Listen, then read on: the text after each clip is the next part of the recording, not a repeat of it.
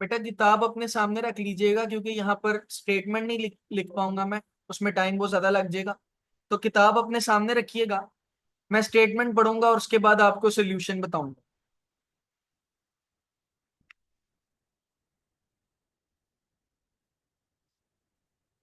जब किताब ओपन हो जाए तो मुझे बता दीजिएगा। हो गई सर। चलें हम स्टार्ट करते हैं।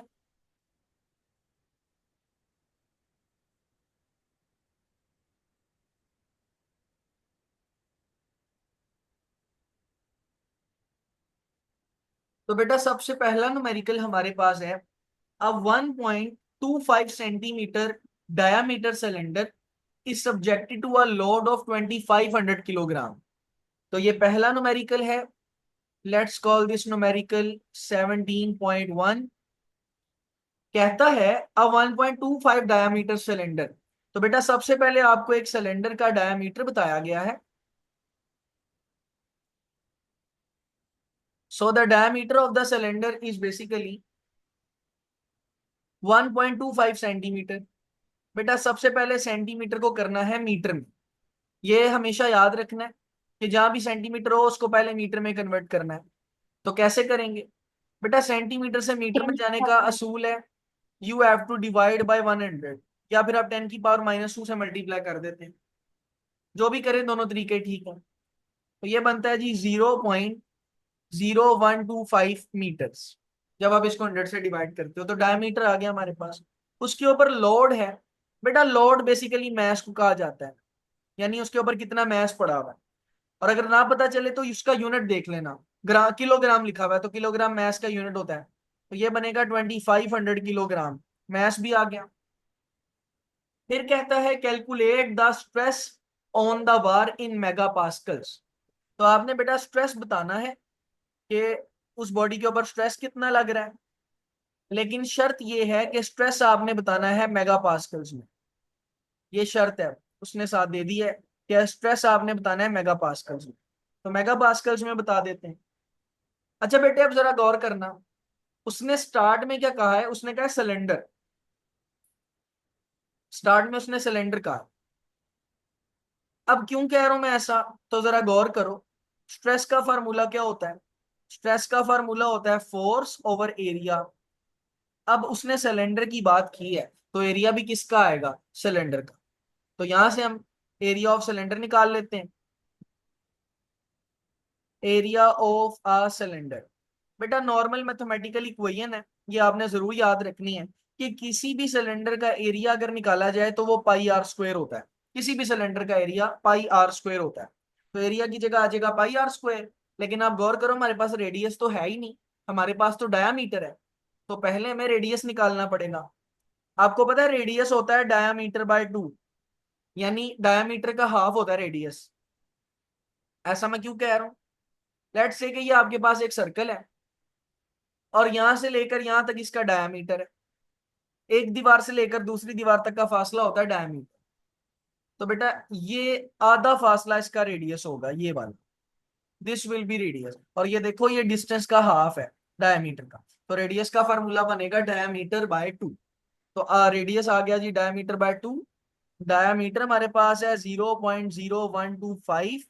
इसको हमें डिवाइड करना है 2 से। तो 0.0125 को जब हम डिवाइड करेंगे तो हमारे पास ये बनेगा, इफ यू यूज कैलकुलेटर तो आएगा 6.25 मल्टीप्लाई बाय 10 की पावर -3 मीटर, या जो भी आपका आंसर आएगा आप उसको इजीली फिर आगे से सॉल्व कर सकते हैं। नाउ अगर आपने अब स्ट्रेस निकालना है तो इजीली हम निकाल सकते हैं। स्ट्रेस का फार्मूला है बेटा force divide by area. Area का फार्मूला है पाई आर स्क्वायर। बेटा आपको पता है जो फोर्स है उसका फार्मूला होता है एम जी। तो हम इस फोर्स की जगह यहाँ पर एम जी पुट कर देंगे। फोर्स की जगह आ जाएगा एम जी, बिकॉज फोर्स का फार्मूला ही ये होता है। Divide by pi r square, तो इसको आप एज इट इज लिख दें pi r square. Now math आपके पास कितना है? मैथ है 2500। ग्रेविटी की वैल्यू होती है 10, ये याद रखनी पड़ेगी। पाई की वैल्यू होती है 3.1415926। और रेडियस आपके पास अभी हमने निकाला है वो है 6.25 मल्टीप्लाई 10⁻³ स्क्वायर नहीं भूलना। बहुत सारे बच्चे, मेरे बहुत सारे स्टूडेंट जब ये न्यूमेरिकल सॉल्व करते हैं तो ये स्क्वायर की गलती जरूर करते हैं, आपने नहीं करनी। बच्चे स्क्वायर लगाना भूल जाते हैं, तो स्क्वायर लगाना नहीं आपने भूलना। अब आप इसको सिंपली सॉल्व करें कैलकुलेटर का इस्तेमाल करके, तो आपके पास स्ट्रेस आएगा 200 मल्टीप्लाई बाय 10⁻⁶ पास्कल्स। 10⁻⁶ कहते हैं मेगा को, तो स्ट्रेस आएगा 200, 10⁻⁶ की जगह आ जाएगा मेगा, एंड देन आपके पास आ जाएगा पास्कल। तो ये हमने बेटा स्ट्रेस मालूम कर लिया mega pascals. This is your answer. बेटा मुझे बताओ क्या न्यूमेरिकल समझ आ गया, क्लियर है? Yes, sir. Now let's move on to the next numerical. Next numerical क्या कहता है? Next numerical is numerical number 17.2। Let's talk about this. कहता है जी, a 1 meter long copper wire is subjected to stretching force and its length increases by 20 cm। तो बेटा हमारे पास एक original length दी गई है और ओरिजिनल लेंथ आपको दी गई है 1 मीटर। फिर कहता है इसकी लेंथ चेंज की है हमने, मतलब फोर्स लगाई है और लेंथ चेंज हुई है। कहता है लेंथ इंक्रीजेस बाय 20 सेंटीमीटर, तो आप लिखेंगे delta L is equal to 20 centimetre. Again आपने इसको मीटर में करना है तो 100 से डिवाइड कर देना, तो ये बनेगा 0.2 मीटर। फिर कहता है calculate the tensile strain and the percentage elongation. तो दो चीजें मालूम करनी है बेटा।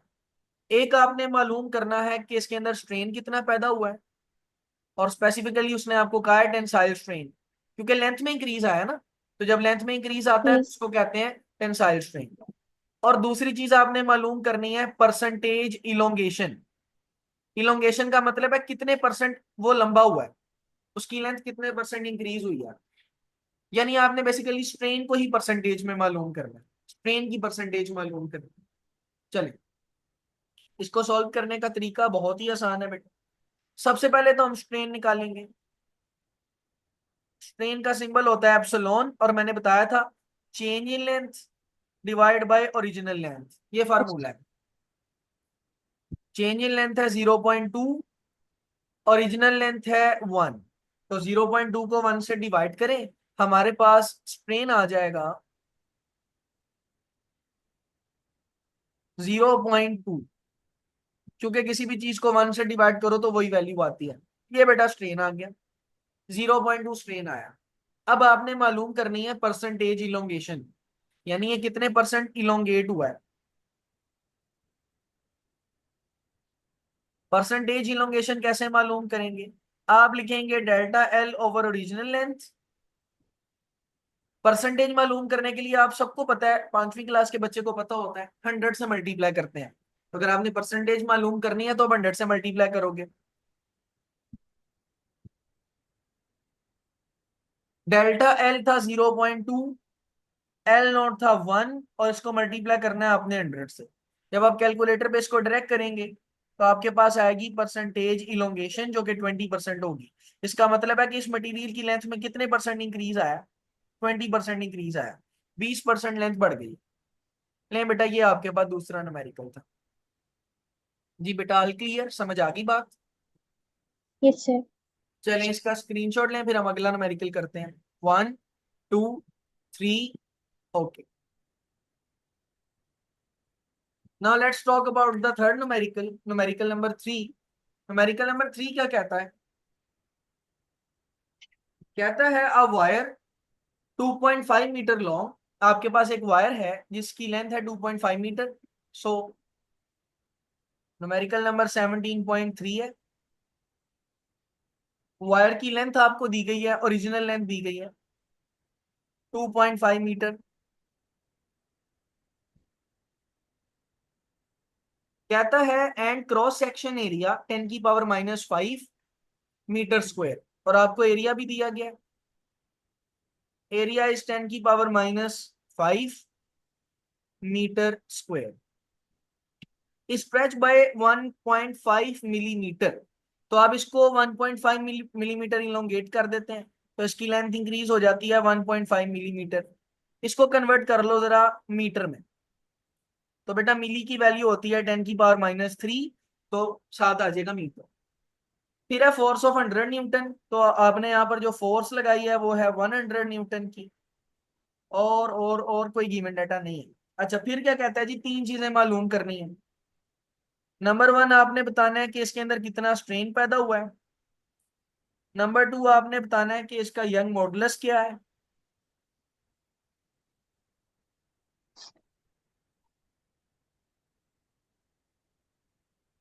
और नंबर 3 पर बेटा आपने यहाँ पर बताना है कि इसके अंदर एनर्जी कितनी स्टोर हुई है, energy stored in the wire बतानी है आपने। तो नंबर 3 पर आपने बताना है कि इसके अंदर कितनी एनर्जी स्टोर हुई है। ले जी, ये तीन चीजें हमने मालूम करनी है, बहुत ही सिंपल है। सबसे पहले बेटा हम स्ट्रेन मालूम करते हैं। अभी हमने स्ट्रेन को मालूम किया पिछले न्यूमेरिकल में, एप्सिलॉन, और इसका फार्मूला क्या होता है, डेल्टा एल ओवर एल, यानी कि change in length over original length. Delta L हमारे पास है 1.5 मल्टीप्लाई बाय 10⁻³ मीटर, और ओरिजिनल लेंथ हमारे पास है 2.5 मीटर। 1.5 और 2.5 को आपने डिवाइड कर लेना आपस में, और 10⁻³ एज इट इज आ जाएगा। इन दोनों को डिवाइड कर लें, 10⁻³ एज इट इज आएगा। जब आप इन दोनों को कैलकुलेटर पे डिवाइड करेंगे तो ये बनेगा 0.5, सॉरी ये बनेगा 0.6, और जैसा मैंने कहा 10⁻³ एज इट इज। स्ट्रेन का यूनिट कोई नहीं होता, तो ये बेटा स्ट्रेन आ गया, दिस इज द स्ट्रेन। बेटा अब आपने यंग्स मॉडुलस मालूम करना है। नाउ यंग्स मॉडुलस जरा देखने वाली चीज है। ये इलास्टिक मॉडुलस है, और कोई भी इलास्टिक मॉडुलस हो, तीन है ना, यंग है, बल्क है और शियर है, तो इनका फार्मूला एक ही होता है, स्ट्रेस ओवर स्ट्रेन। अब हमारे पास स्ट्रेस तो है नहीं, तो पहले हमें स्ट्रेस मालूम करना पड़ेगा ना, कि स्ट्रेस क्या है। फिर हम स्ट्रेन हमारे पास है तो हम इसको इजिली सॉल्व कर सकते हैं। तो सबसे पहले हम स्ट्रेस मालूम करते हैं। Force over area. जी बिल्कुल, स्ट्रेस का फार्मूला होगा फोर्स ओवर एरिया। हमारे पास फोर्स यहाँ पर दी गई है 100 न्यूटन, और एरिया में दिया गया 10⁻⁵ मीटर स्क्वायर। कैलकुलेटर की जरूरत नहीं है, ये 10⁻⁵ नीचे -5 है, ऊपर जाएगा मल्टीप्लाई हो जाएगा, लेकिन साइन बदल जाएगा। तो स्ट्रेस बनेगा 100 मल्टीप्लाई बाय 10⁵ न्यूटन पर मीटर स्क्वायर। ये स्ट्रेस आ गया, इसको बस ऊपर फार्मूले में पुट करना है तो हमारा आंसर आ जाएगा। Young modulus is equal to, stress हमारे पास आया 100 multiply by 10⁵ divide by strain, जो कि है 0.6 मल्टीप्लाई बाय 10⁻⁻3। अब इसको कैलकुलेटर पे ही करेंगे। Just give me a minute.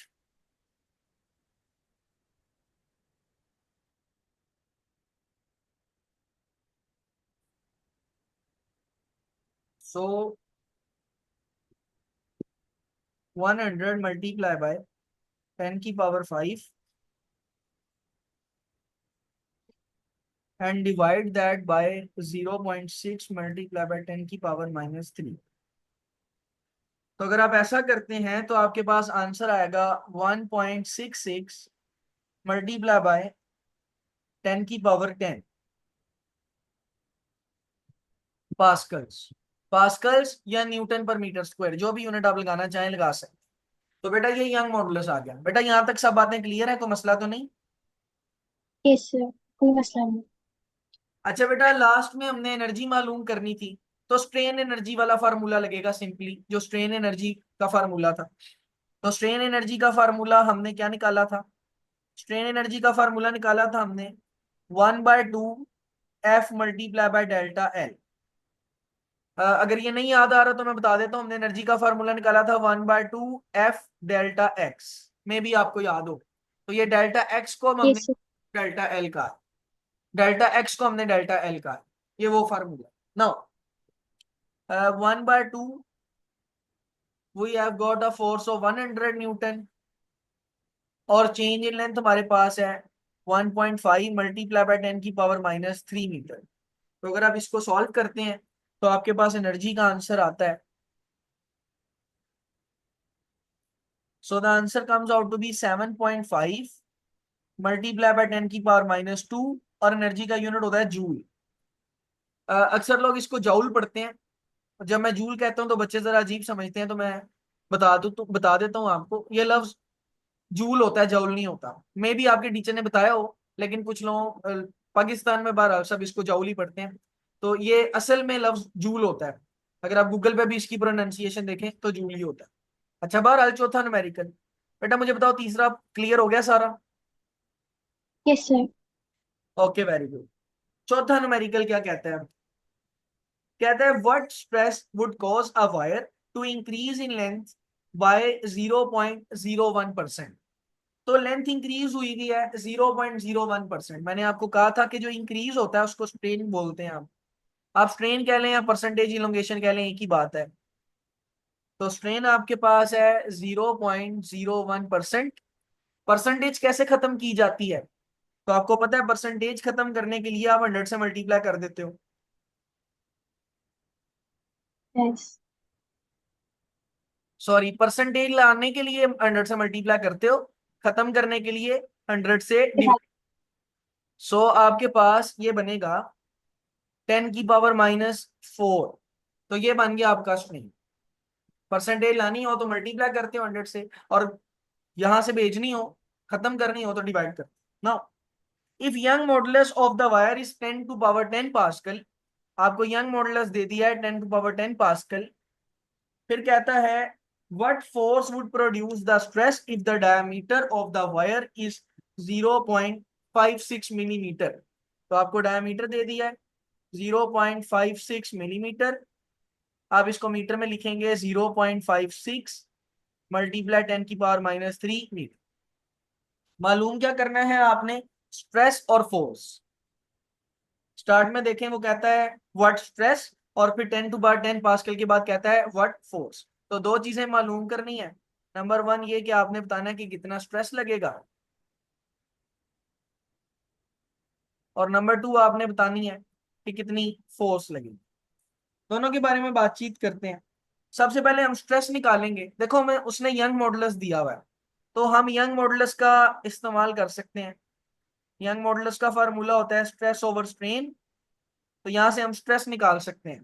कैसे? कि जो स्ट्रेन है इधर डिवाइड हो रहा है, इसको इधर जाके मल्टीप्लाई करवा दो यंग मॉडुलस के साथ, तो आपके पास ये वाला फार्मूला स्ट्रेस के लिए बन जाएगा। So this formula will be stress is equal to Young modulus multiply by strain. Strain को एप्सिलॉन से रिप्रेजेंट कर। नाउ यंग मॉडुलस आपको दिया गया है 10⁻10 पास्कल, और स्ट्रेन आपको दिया गया है 10⁻⁻4। तो ये सिंपली आपके पास बनेगा 10⁻6। तो अच्छा, सॉरी, ये मैंने गलत लिख दिया यंग मॉडुलस।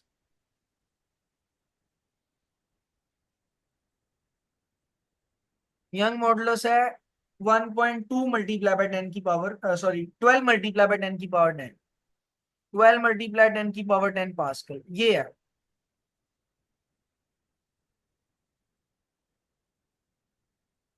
सो इधर आएगा 12 मल्टीप्लाई 10 की पावर 10 पास्कल, और स्ट्रेन हमारे पास हमने निकाला है 10⁻⁻4। अब इसको कैलकुलेटर पे सॉल्व करें तो आपके पास ये बनेगा 12 मल्टीप्लाई बाय 10 की पावर 6 पास्कल्स। क्योंकि 10 में से 4 माइनस करो तो 10 की पावर 6 बचता है। स्ट्रेस आ गया बेटा हमारे पास। अब हमने फोर्स निकालनी है। तो आपको पता है स्ट्रेस का फार्मूले से अब हम यहाँ पे फोर्स भी निकाल सकते हैं। स्ट्रेस का फार्मूला होता है फोर्स डिवाइड बाय एरिया। यहाँ से आपने फोर्स निकालनी है, तो ये जो एरिया आपके पास इस जगह पर डिवाइड हो रहा है, इसको आप इधर लाके मल्टीप्लाई करवा दो। तो आपके पास जो फोर्स है that will become stress multiply by area. अब स्ट्रेस हमारे पास है 12 मल्टीप्लाई बाय 10 की पावर 6, एंड एरिया हमारे पास ऊपर दिया गया है 0.56 मल्टीप्लाई 10 की पावर -3।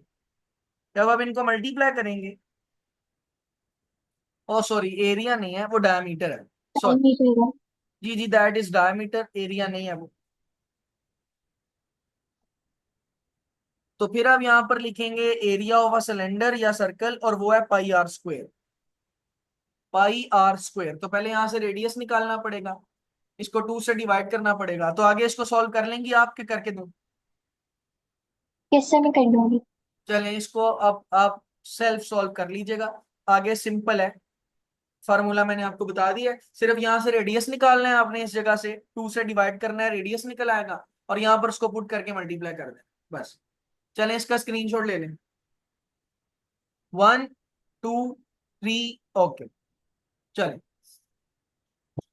बेटा, आखिरी न्यूमेरिकल इस चैप्टर का है पांचवा। छठा न्यूमेरिकल पेपर में नहीं आता, वो बहुत लेंथी है, तो वो कभी भी नहीं आएगा पेपर में, इसलिए हम उसको नहीं करेंगे। तो 17.5 आखिरी न्यूमेरिकल है। The length of a steel wire is 1 metre. आपको लेंथ दे दिया उसने 1 metre, and it's cross sectional area is, और आपको एरिया दिया हुआ 0.03 मल्टीप्लाई बाय 10⁻⁴मीटर। तो 0.03 मल्टीप्लाई 10⁻⁴मीटर स्क्वायर। ठीक है। Calculate the work done in stretching the wire. तो वर्क डन कैलकुलेट करना है पहली बात। When a force of 100 newton is applied with in elastic region, तो आपको फोर्स दे दी उसने 100 न्यूटन की। यंग मॉडुलस भी दे दिया उसने, और यंग मॉडुलस कहता है 3 मल्टीप्लाई बाय 10⁻11 न्यूटन पर मीटर स्क्वायर। क्या मालूम करना है आपने? आपने सिंपली वर्क डन मालूम करना है बेटा। अभी हमने थोड़ी देर पहले एनर्जी स्टोर्ड की की क्वेश्चन पढ़ी थी, वही क्वेश्चन वर्क डन के लिए भी वैलिड है। ये भी स्ट्रेन एनर्जी वाला फार्मूला लगेगा। तो वर्क डन का फार्मूला होता है 1/2 F multiply by delta L. लेकिन इधर एक प्रॉब्लम है बहुत बड़ी, हमारे पास डेल्टा एल ही नहीं है। लेंथ है लेकिन डेल्टा एल नहीं है, तो अब डेल्टा एल को निकालना पड़ेगा किसी तरीके से, और वो निकलेगा यंग्स मॉडुलस से। यंग मॉडुलस का फार्मूला आप सबने पढ़ा है, फोर्स मल्टीप्लाई बाय लेंथ होता है, divide by change in length multiply by area होता ठीक। है। ये यंग मॉडुलस का फार्मूला होता है। यहां से अगर आपने डेल्टा एल निकालना है ये, तो आप इस डेल्टा एल को वाई की जगह पे भेज दो, और वाई को आप डेल्टा एल की जगह पे भेज दो, इसको यहां से उठाकर इधर भेज दो, बस फार्मूला बन जाएगा। तो आपके पास ये फार्मूला बनेगा कुछ, Y sorry, delta L is equal to F multiply by L divide by Young modulus multiply by area. Delta L is equal to, force उसने हमें दी हुई है 100 न्यूटन, लेंथ हमें दी गई है 1 मीटर, यंग मॉडुलस की वैल्यू है 3 मल्टीप्लाई बाय 10⁻11, और एरिया उसने हमें दिया है 0.03 मल्टीप्लाई 10⁻⁴। इन सबको जब आप कंबाइन करेंगे तो चेंज इन लेंथ आपके पास कैलकुलेटर पे आएगा 1.11 मल्टीप्लाई 10⁻⁴मीटर। बेटा डेल्टा एल आ गया, अब हम वर्क डन इजिली मालूम कर सकते हैं।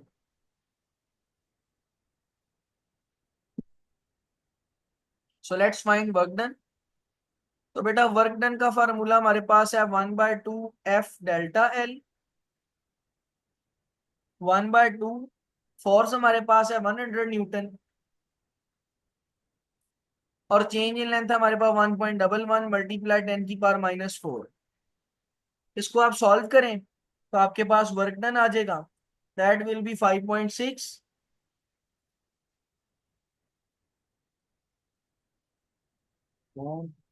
Multiply by 10⁻³ joules. तो बेटा ये न्यूमेरिकल हो गया सॉल्व। जी बेटा, किसी तरह का कोई मसला मसाइल तो नहीं? सर। समझ आ गई है सारी बेटा आपको कि नहीं? यस सर, समझ आ गई। चलें, इसका स्क्रीनशॉट लें। 1 2 3, ओके। तो बेटा यहाँ पर आपका ये जो चैप्टर है ये खत्म होता है। अच्छा, अब आपको कोई भी प्रॉब्लम आए इस चैप्टर में नहीं बल्कि पूरी बुक में कहीं पर भी कोई भी प्रॉब्लम आए, मैंने ग्रुप बनाया हुआ है अपने स्टूडेंट्स का, अगर आप कहेंगी तो मैं आपको उसमें ऐड भी कर दूंगा।